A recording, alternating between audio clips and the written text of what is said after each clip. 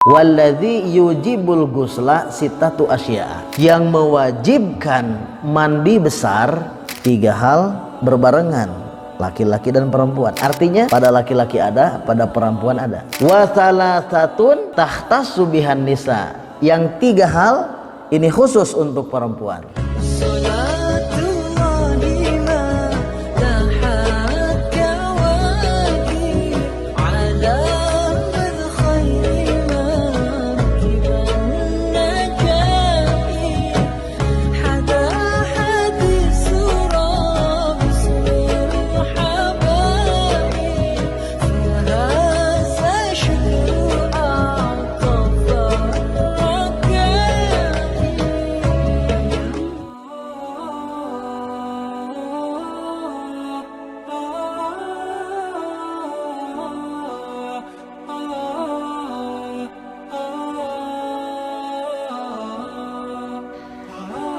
Assalamualaikum warahmatullahi wabarakatuh.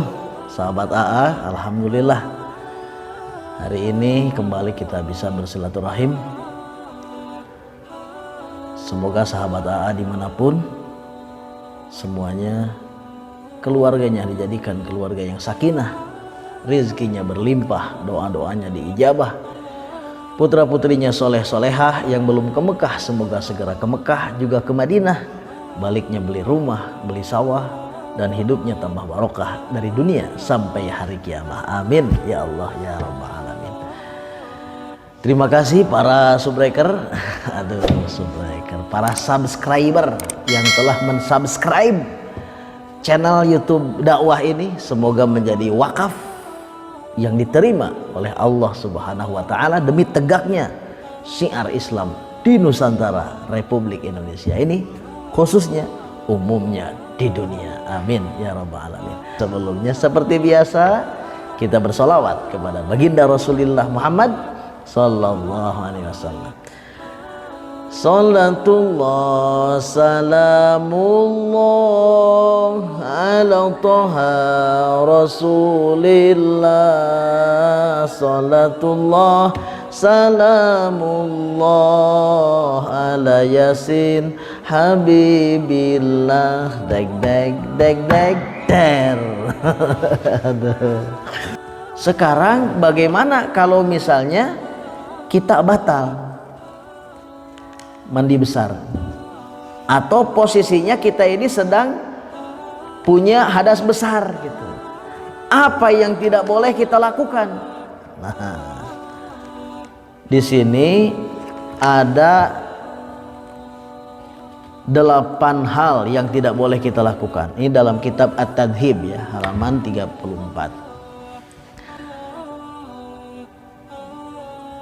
Wa yahrumu bil haidi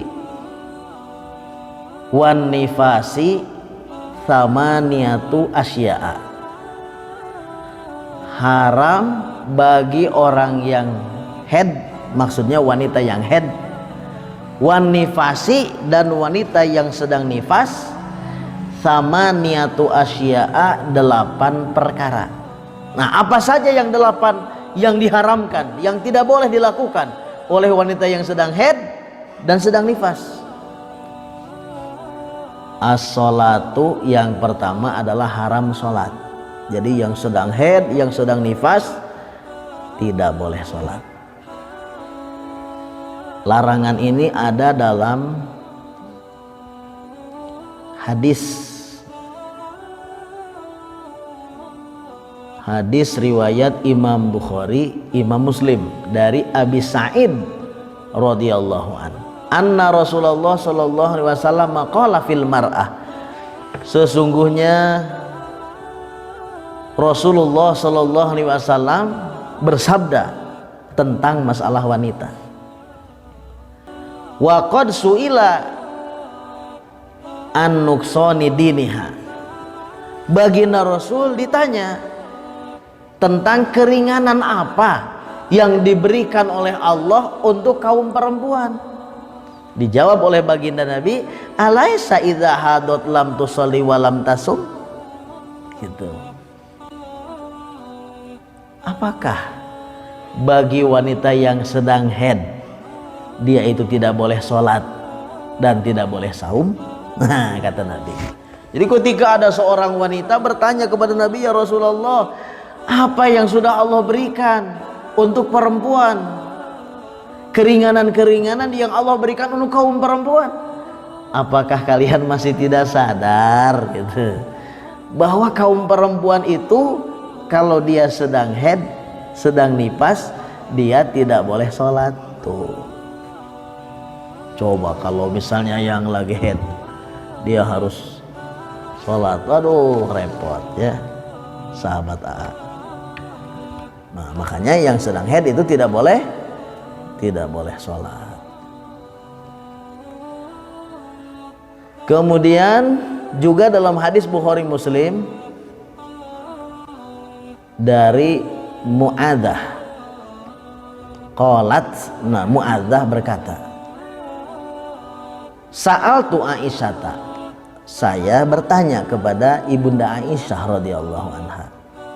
Fakultu, maka kata saya, ma balul haidi takdis saum wala takdis shalah.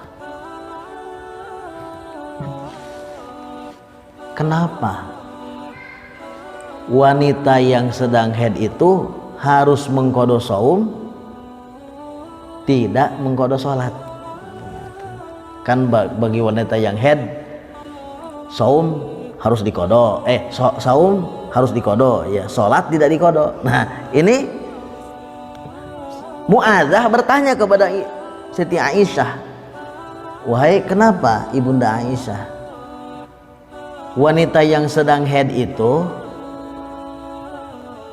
dia harus mengqada saum tapi tidak harus mengqada salat? Ini bagi wanita yang haid ya, bagi wanita yang haid. Kata Aisyah, kana yusibuna dzalika ma'a Rasulillah sallallahu alaihi wasallam. Ini semua sudah ada terjadi di zaman Rasul sallallahu alaihi wasallam. Fa nu'maru bi qada'i shaum. Kami para wanita yang haid diperintah oleh baginda Nabi untuk mengqada saum. Wala nu'maru bi qada'i shalah.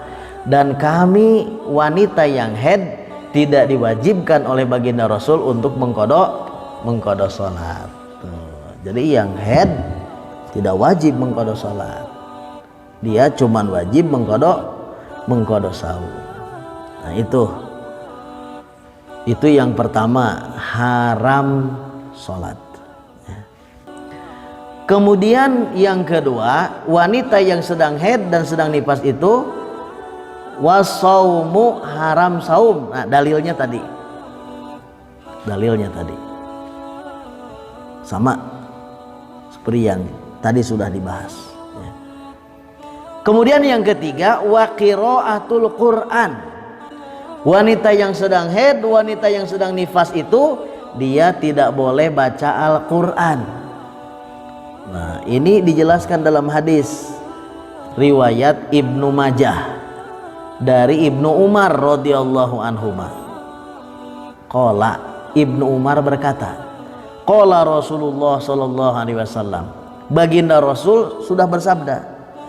Kata Rasulullah, sabda Rasulullah, la yaqra'ul junubu wal haidu syai'an minal Qur'an. Orang yang junub dan wanita yang sedang haid tidak boleh sedikit pun baca Al-Quran. Yang kedua tuh.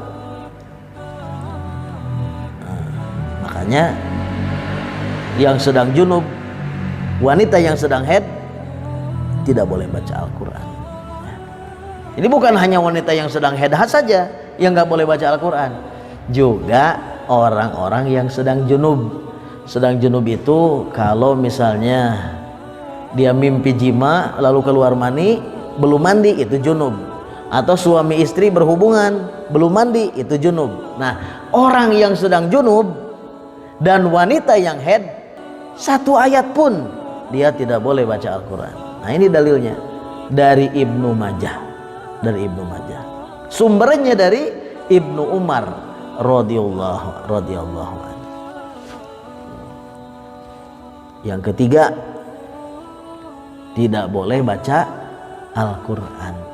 Nah, guru saya pernah memberikan pengecualian kecuali wanita yang sedang haid, dia baca Quran dengan niat menjaga hafalan. Misalnya wanita itu dia sudah hafal Al-Quran 30 juz, karena hafalannya khawatir hilang, maka dia baca Al-Quran. Nah, maksudnya bukan untuk ibadah ini baca Al-Qurannya, maksudnya adalah untuk menjaga hafalan, itu mah boleh kalau untuk menjaga hafalan. Tapi kalau untuk membaca Al-Quran dengan niat ta'abud, dengan niat untuk ibadah, maka itu tidak boleh. Siapa yang melarangnya? Baginda Rasulullah Sallallahu Alaihi Wasallam. Mana dalilnya? Tadi dalam hadis riwayat Ibnu Majah, sumbernya dari Ibnu Umar radhiyallahu anhuma. Kemudian yang haram dilakukan bagi wanita yang haid adalah wa masul mushafi wa hamluhu, menyentuh mushaf yaitu menyentuh Al-Quran, wa hamluhu dan juga membawanya. Mana dalilnya? Ini dijelaskan sebagaimana firman Allah dalam Al-Quran surat Waqiah ayat 79, la yamassuhu illal mutahharun, tidak boleh menyentuhnya. Maksudnya tidak boleh menyentuh Al-Quran kecuali orang-orang yang disucikan, yaitu orang-orang yang suci dirinya dari hadas besar dan hadas kecil. Jadi kalau mau menyentuh Al-Quran, nah itu baca sebelum baca Al-Quran, sebelum menyentuh Al-Quran, pegang Al-Quran atau bawa Al-Quran, wudu dulu. Apalagi Imam Malik ya. Kalau Imam Malik itu jangankan pegang Al-Quran, pegang kitab hadis saja, Al-Muwatta karangannya, itu wudu dulu beliau. Saking apa? Saking menghormati sabda-sabda Rasulullah SAW. Apalagi ini Al-Quran, kalamullah, firman Allah Subhanahu wa ta'ala. Juga dalam hadis riwayat Ad-Daruqutni,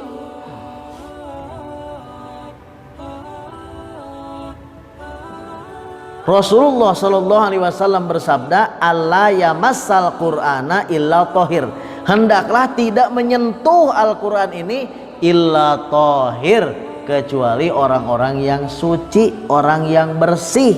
Maksudnya orang yang bersih dari dua hadas, yaitu hadas besar dan hadas kecil. Jadi termasuk yang tidak punya wudhu tidak boleh menyentuh Al-Quran, apalagi haid dan nifas. Selanjutnya yang tidak boleh dilakukan bagi wanita yang haid dan sedang nifas adalah dukhulul masjid, masuk masjid, maksudnya itikaf di masjid. Nah, ini dijelaskan dalam hadis riwayat Abu Dawud, sumbernya dari Ibunda Aisyah radhiyallahu anha. Ibunda Aisyah menerima hadis ini dari baginda Rasulullah sallallahu alaihi wasallam. Rasulullah bersabda, la uhillu al masjida li haidin wala li junubin. Aku tidak menghalalkan masjid bagi wanita yang haid dan bagi orang yang junub. Jadi orang wanita haid, orang yang junub, dia itu tidak boleh i'tikaf di masjid. Bagaimana kalau misalnya dia cuma lewat doang untuk mengusir kucing misalnya atau mengusir ayam? Kalau cuma lewat doang, kemudian dianya tidak khawatir darahnya itu jatuh ke lantai karena dia pakai pembalut yang sangat bagus misalnya, itu boleh-boleh saja. Kalau cuma lewat dan tidak khawatir netes darah haidnya ke lantai masjid. Yang tidak boleh itu diem di masjid, yang tidak boleh itu i'tikaf. Jadi wanita yang sedang haid, wanita yang sedang nifas, bahkan orang yang sedang junub kata Nabi, mereka tidak boleh diem di masjid alias i'tikaf di masjid. Wat tawafu, selanjutnya wanita yang haid, wanita yang sedang nifas ini tidak boleh tawaf. sebagaimana dijelaskan dalam hadis riwayat Al-Hakim wa shahhahahu, dan Imam Hakim mengatakan hadis ini sahih. Sumbernya dari Ibnu Abbas radhiyallahu anhu. Ibnu Abbas berkata, qala Rasulullah sallallahu alaihi wasallam, baginda Rasul bersabda, inna tawafa bil baiti mithlu sholah, sesungguhnya tawaf di sekitar Masjidil Haram, tawaf di sekitar Ka'bah itu seperti sholat. Illa annakum tatakallamun, kecuali dalam urusan bicara. Faman takallama fala yatakallam illa bi khair. Siapa orang yang mau bicara ketika sedang tawaf, hendaklah bicaranya yang baik-baik saja. Jadi tawaf itu seperti sholat. Sholat itu kan banyak syaratnya. Di antaranya syarat sah sholat itu adalah harus suci dari dua hadas, hadas besar dan hadas kecil. Tawaf juga begitu. Makanya kalau misalnya sahabat AA mau tawaf, pastikan dulu bahwa dirinya itu suci, dirinya itu bersih. Dari mana? Dari hadas kecil, juga bersih dari hadas besar. Makanya yang nggak punya wudhu jangan tawaf, apalagi wanita yang sedang haid. Kemudian selanjutnya yang tidak boleh dilakukan itu adalah wal wat'u, yaitu hubungan suami istri. Hubungan suami istri bagi wanita yang sedang haid dan sedang nifas, maaf tidak boleh melakukan hubungan suami istri. Maka kita para suami, sahabat A, harus paham juga. Ketika istri ditanya, mah ayo, kata istrinya, aduh maaf Pak, lagi perbuatan. Nah, kita harus ngerti. Oh iya, siap. Nah, gitu. Itu tidak boleh hubungan suami istri. Dan yang terakhir, wal istimta'u bima baina surati wal rukbati, ngalap suka atau bersenang-senang antara ini dan ini. Hubungan suami istri mah enggak, tapi cuman bersenang-senang aja antara ini dan ini, daerah-daerah ini enggak boleh ya. Sebab khawatir tidak kuat nantinya terjadi hubungan suami istri. Itulah sahabat AA 8 hal yang tidak boleh dilakukan bagi wanita yang sedang haid, termasuk di dalamnya juga orang-orang yang junub. Orang-orang yang junub yaitu orang-orang yang punya hadas besar. Demikianlah bahasan kita tentang masalah mandi besar. Wudunya sudah, mandi besarnya sudah. Jadi kalau mau sholat, diri kita ini harus bersih, harus suci.